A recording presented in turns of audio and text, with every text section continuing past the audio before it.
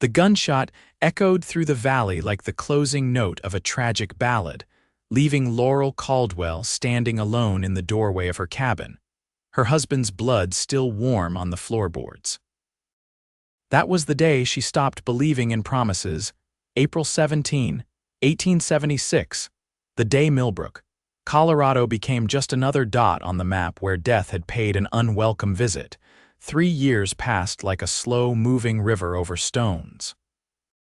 Laurel kept to herself, tending to her small homestead with mechanical precision. The townspeople regarded her with a mixture of pity and discomfort. The widow who rarely spoke, whose smile had vanished like morning mist under a harsh sun.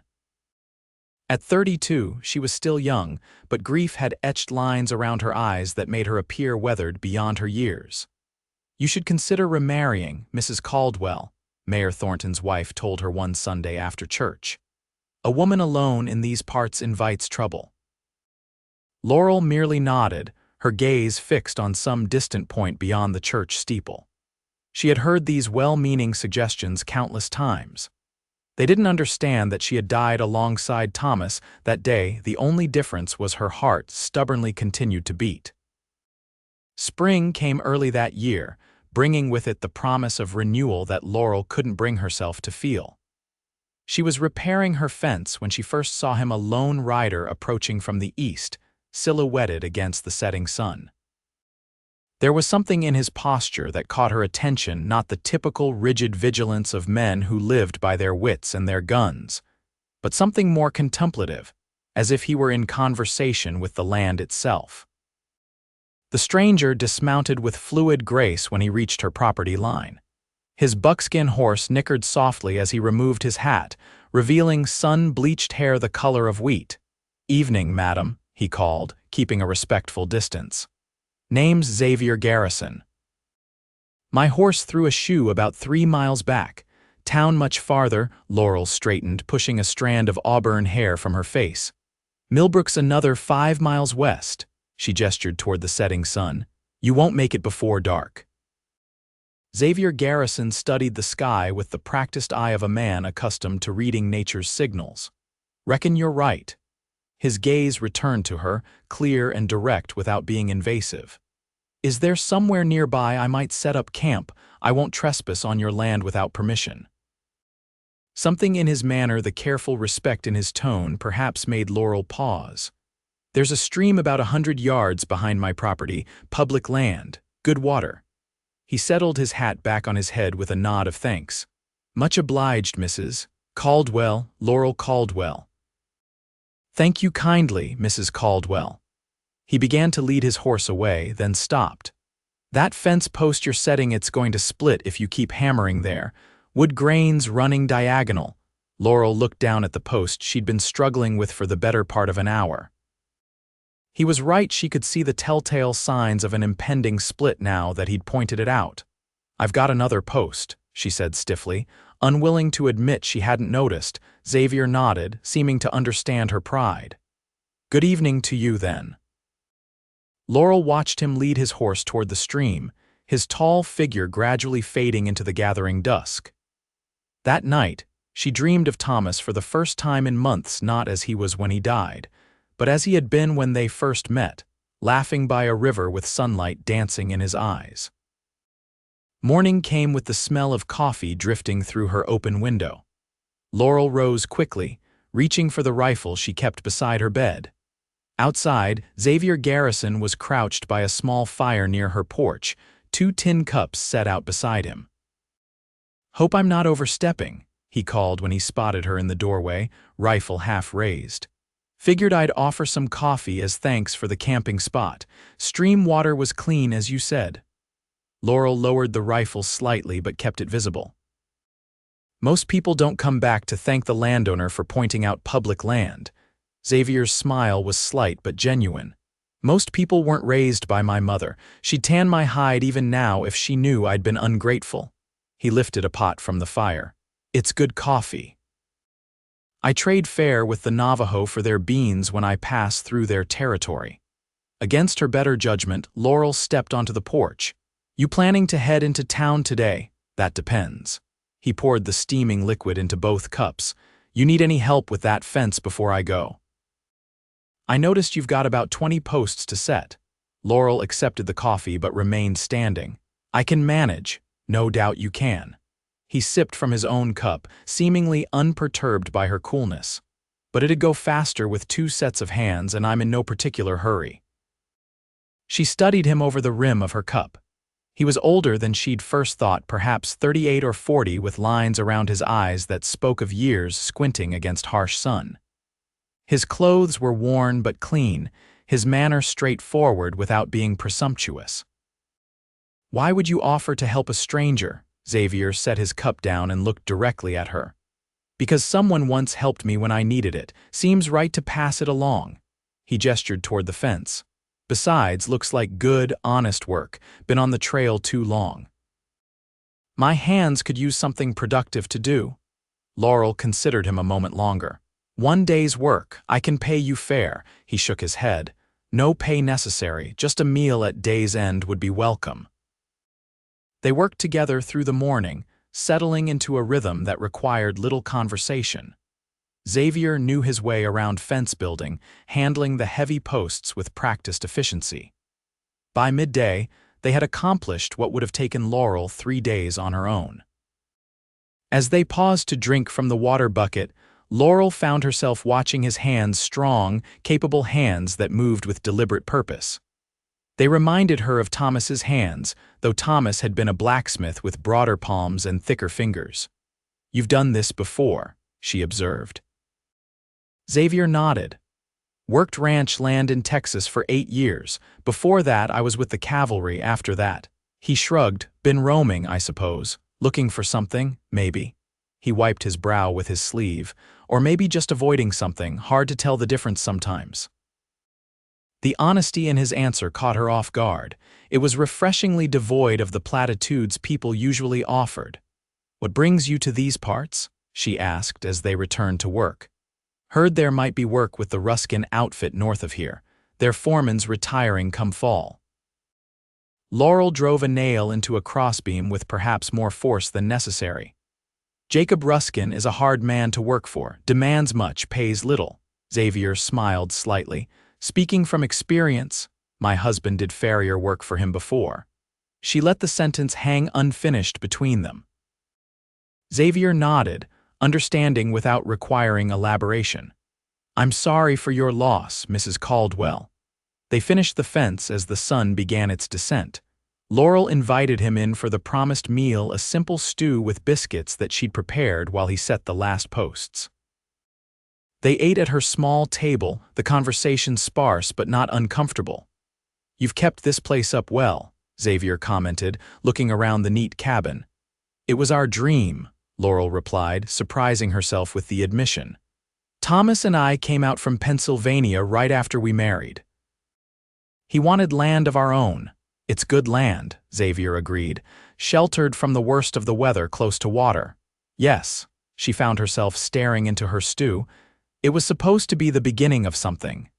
Xavier seemed to understand what she couldn't articulate. "Beginnings don't always announce themselves clearly, Mrs. Caldwell. Sometimes they slip in quiet, disguised as ordinary days." Later, after he had thanked her for the meal and returned to his camp by the stream, Laurel sat on her porch watching the stars emerge. His words echoed in her mind, stirring something that felt dangerously like hope. Xavier remained in the area for the next week, taking odd jobs in town. He stopped by twice more, once to bring her a repaired cooking pot she'd mentioned was leaking, and again with fresh fish he'd caught from the stream. Each visit was brief, respectful, but Laurel found herself looking forward to them with an anticipation that both surprised and unsettled her. On his 3rd visit, he arrived with his horse properly shod and news that he'd been hired by the Ruskin Ranch for a trial period. "I'll be staying on at least through summer," he told her as they sat on her porch, watching a thunderstorm build in the distance. "Foreman seems fair enough, despite what you said about Ruskin himself." "That's good," Laurel said, trying to ignore the unexpected relief she felt knowing he wouldn't be moving on immediately. Thought I might stop by from time to time if that's all right with you." He glanced at her, then back at the approaching storm. "Check on that fence, maybe help with other repairs." Laurel wanted to tell him the fence was fine, that she didn't need checking on, but instead she found herself nodding. That would be acceptable. Thunder rumbled in the distance and Xavier stood. "Better get back before this breaks. Thank you for the coffee, Mrs. Caldwell." As spring melted into summer, Xavier's visits became a regular occurrence. He would arrive on his day off, always with something small in hand, a book from the new shipment at the general store, freshly picked berries, or once, a set of carved wooden spoons to replace her worn ones. They worked together on the various projects that a homestead always required: patching the roof, reinforcing the chicken coop, clearing new ground for an expanded garden. Gradually, almost imperceptibly, Laurel found herself speaking more, sharing fragments of her life before widowhood. Xavier was an attentive listener, offering his own stories in exchange tales of the places he'd seen, the people he'd met in his years of wandering. He never pressed when she fell silent, seeming to understand the value of shared quiet. It was during one such comfortable silence, as they sat shelling peas on her porch, that Laurel realized something had changed within her. The constant ache of grief that had been her companion for 3 years had softened somehow, making room for other feelings. "You're good company, Mr. Garrison," she said abruptly, surprising herself. Xavier looked up from the peas, a smile crinkling the corners of his eyes. "As are you, Mrs. Caldwell." He hesitated, then added, "I hope it's not presumptuous to say I consider you a friend." "Not presumptuous," she replied, returning to her task to hide the flush she felt rising to her cheeks. "Though the town may think otherwise." "Does that concern you?" Laurel considered this. "It probably should. A widow receiving regular visits from an unmarried man, there will be talk." "There's always talk," Xavier said easily. "Question is whether it matters." Before she could respond, the sky opened up in one of the sudden summer downpours common to the region. They gathered the peas and retreated inside, listening to the rain drum against the roof as they completed their task. The close quarters of the cabin seemed to amplify something unspoken between them, an awareness that neither was ready to acknowledge. When the rain subsided, Xavier took his leave with a tip of his hat and the promise to return the following Sunday. Laurel watched him ride away, a strange mixture of anticipation and trepidation settling in her chest. The talk Xavier had so casually dismissed became reality sooner than Laurel had anticipated. 3 days later, while purchasing supplies in town, she overheard the storekeeper's wife speaking in hushed tones to another woman. "Hardly decent, him visiting so often. The Caldwell woman must know how it appears." "Perhaps she's finally decided to rejoin the living," the other woman replied. "Thomas has been gone 3 years. Life goes on. Still, there are proper ways to court and improper ways. If that drifter has honorable intentions," Laurel set her basket down with enough force to silence both women. "Mr. Garrison is a friend who has been kind enough to assist with repairs to my property," she said coldly. "If that offends your sense of propriety, perhaps you should direct your concern elsewhere." She completed her purchases with rigid dignity and left, but the exchange left her shaken. Not because of the gossip itself, she had expected that, but because of the unfamiliar defensiveness she had felt on Xavier's behalf. He wasn't just a drifter or a convenient source of help. He had become important to her in ways she wasn't yet ready to examine. Sunday arrived with clear skies and a gentle breeze that carried the scent of summer wildflowers. Laurel found herself paying unusual attention to her appearance, pinning her hair more carefully than she had in years, and choosing a dress she hadn't worn since before Thomas's death, a simple blue cotton that brought out the color in her eyes. Xavier arrived mid-morning, leading his horse with one hand and carrying a small crate with the other. His face brightened visibly when he saw her. "Mrs. Caldwell," he greeted her, setting down the crate, "you look very fine today." Laurel accepted the compliment with a nod, trying to ignore the flutter in her stomach at his appreciative gaze. "What have you brought?" "Peach saplings," he answered, opening the crate to reveal 3 small trees. Ruskin's wife had them shipped from Georgia. "They had extras, and I thought they might do well on that sunny slope behind your cabin." The thoughtfulness of the gift, something that would grow and bear fruit for years to come, wasn't lost on Laurel. It spoke of permanence, of future, concepts she had deliberately avoided considering. "That's very kind," she managed, touching one of the delicate leaves. "I've always been partial to peaches." They spent the morning planting the saplings, working side by side in comfortable familiarity. As they finished watering the 3rd tree, Xavier straightened and looked toward the distant mountains.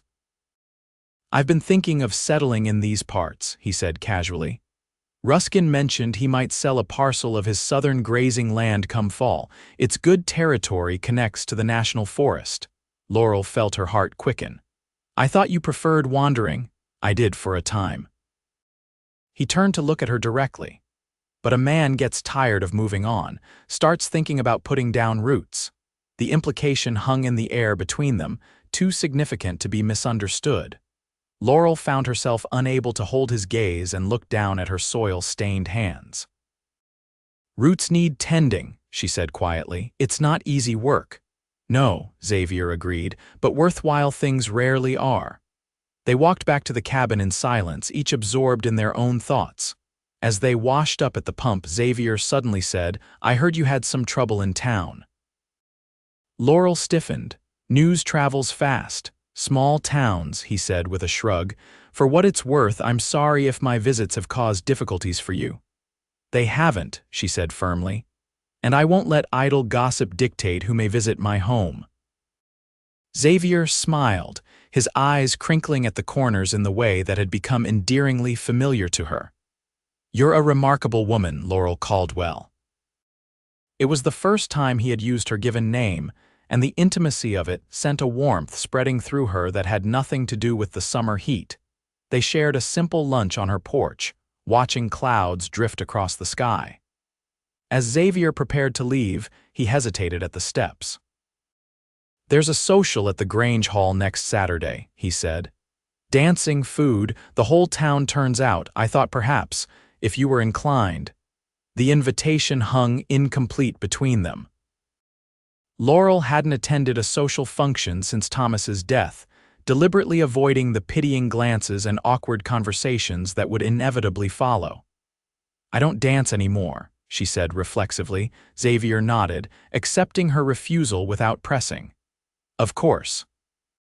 Just thought I'd mention it." He mounted his horse with practiced ease.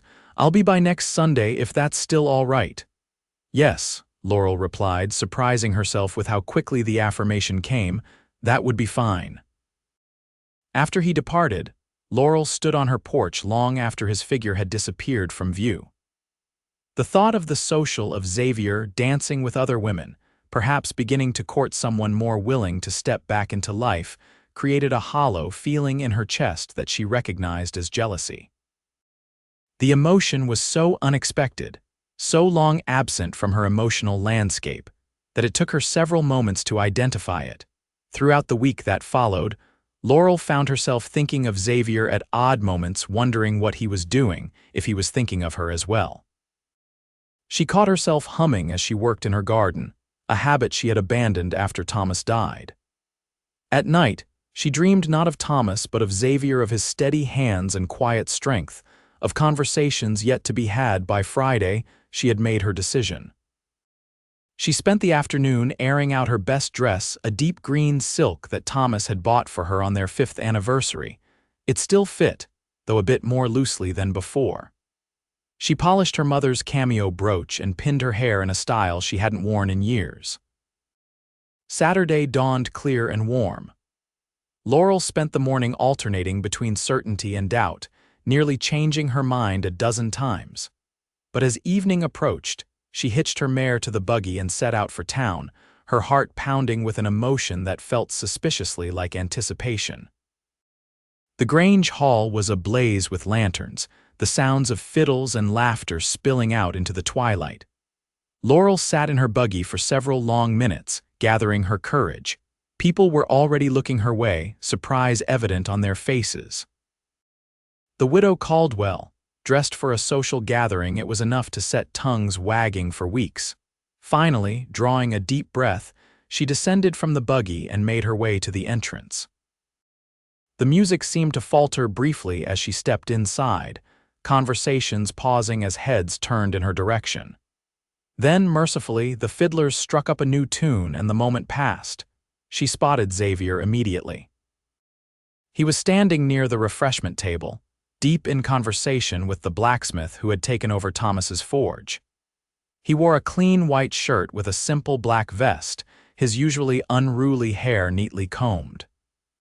He looked different, more settled somehow, less the wanderer and more the man who might indeed put down roots. As if sensing her presence, Xavier looked up. The smile that transformed his face when he saw her was enough to silence the last of Laurel's doubts. He excused himself from his conversation and made his way to her, moving with purpose but without haste. "Mrs. Caldwell," he said when he reached her, his voice warm with pleased surprise. "I didn't expect to see you here." "I reconsidered your invitation," she replied, suddenly shy under his appreciative gaze. "I'm glad you did." He offered his arm. "Would you care for some punch?" They made their way around the perimeter of the dance floor, Xavier nodding greetings to various townspeople while Laurel tried to ignore the curious stares. He introduced her to several of the Ruskin ranch hands and their wives, all of whom were polite if somewhat reserved. As the evening progressed, Laurel gradually relaxed. Xavier was attentive without being possessive, making sure she was comfortable but giving her space when conversations became too pressing. He didn't ask her to dance, respecting her earlier statement, but stayed by her side as they watched others whirl around the floor. "You look beautiful tonight," he said quietly during a lull in the music. "That color suits you." Laurel felt her cheeks warm at the simple compliment. "Thank you." "It's been a long time since I dressed for an occasion."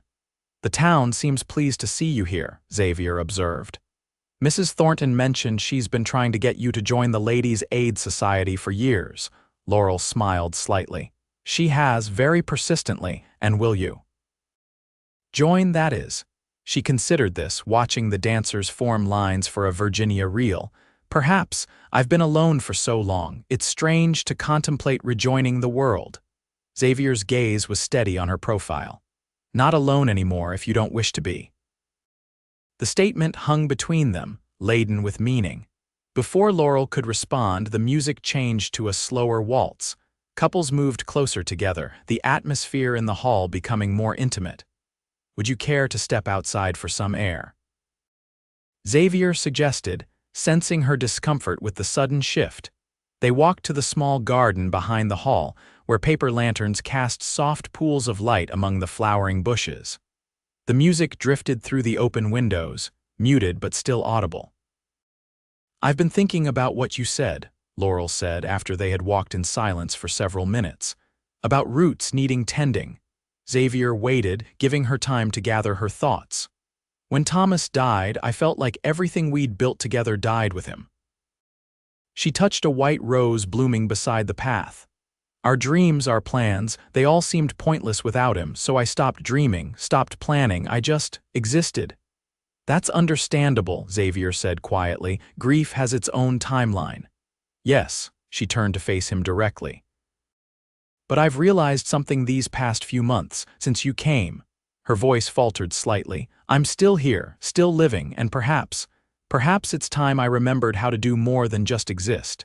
Xavier stepped closer, his eyes reflecting the lantern light. "What are you saying, Laurel?" The use of her given name again sent a shiver through her that had nothing to do with the evening breeze. "I'm saying that I've grown accustomed to your visits, to your company, more than accustomed. She took a steadying breath. "I look forward to them, to you." Xavier's expression softened. Slowly, giving her every opportunity to step away, he reached for her hand. His fingers were warm against hers, calloused but gentle. "I look forward to them too," he said, his voice low. "More than I can say." The music changed again, the waltz giving way to a slower, more sentimental tune. Xavier glanced toward the hall, then back to Laurel. "Would you dance with me? Here, where it's just us." Laurel hesitated only briefly before nodding. Xavier drew her gently into his arms, keeping a respectful distance between them as they began to move in time with the distant music. It had been so long since she had danced, since she had been held, that Laurel felt momentarily awkward, unsure of herself.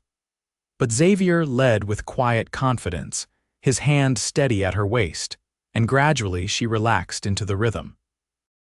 They moved together among the roses, their steps gradually bringing them closer until she could feel the warmth of him against the night air.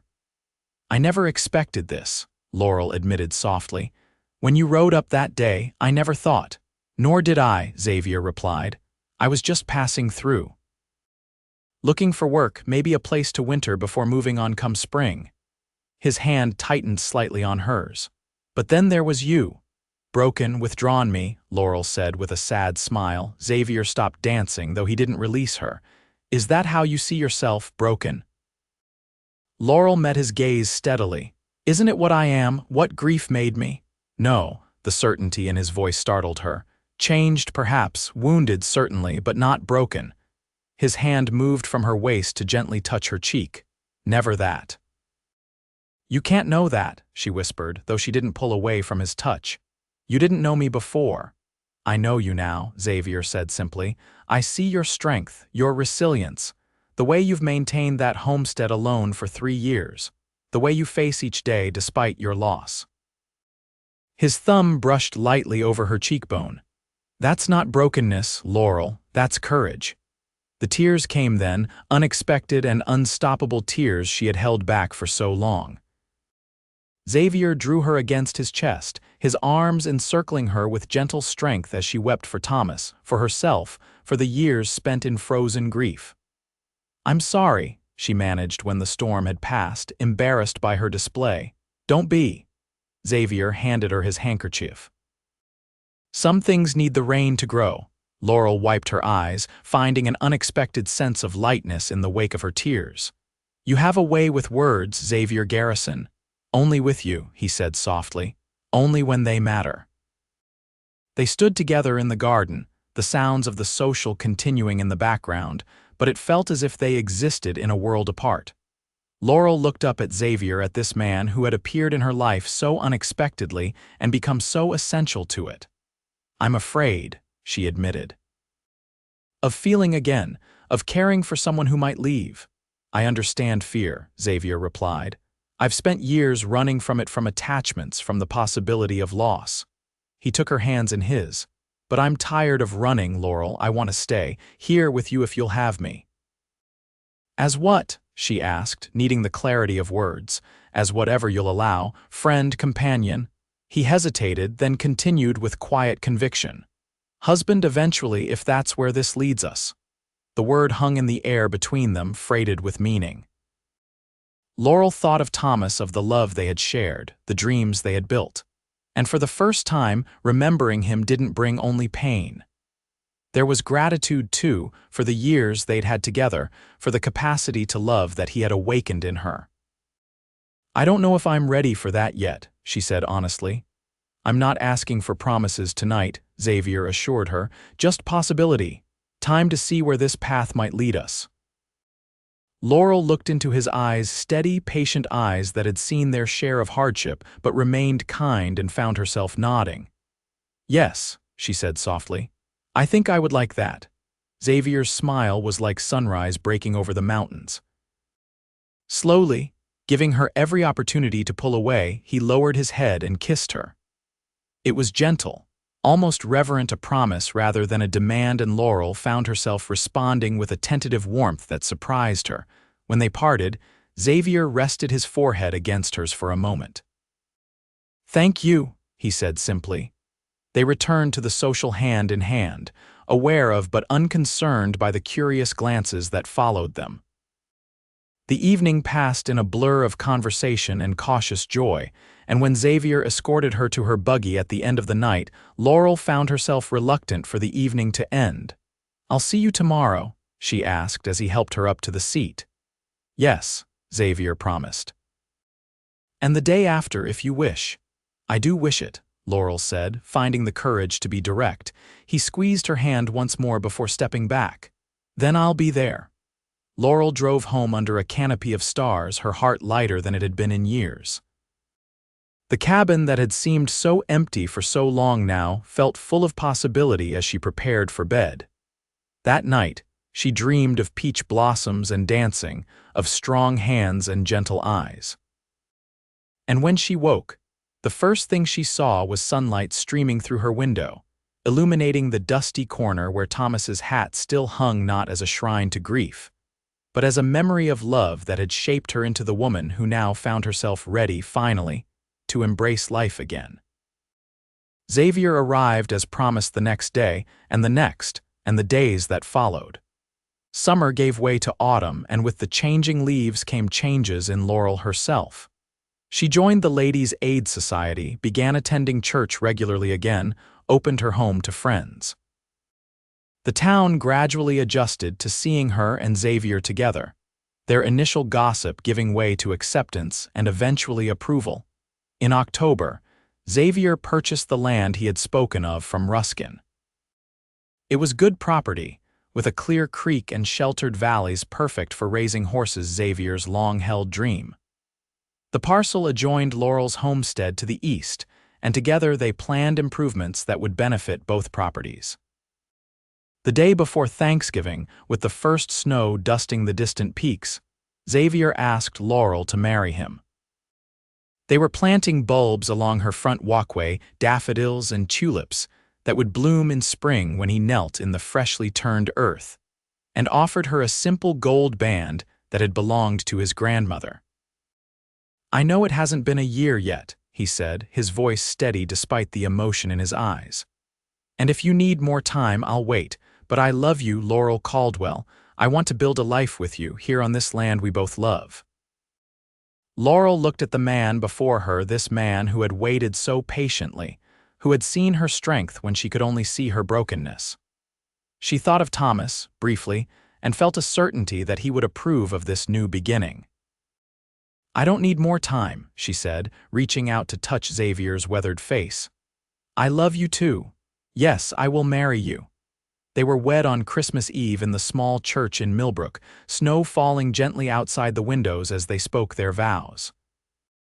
The townspeople filled the pews, genuinely happy to witness this unexpected joy that had blossomed among them.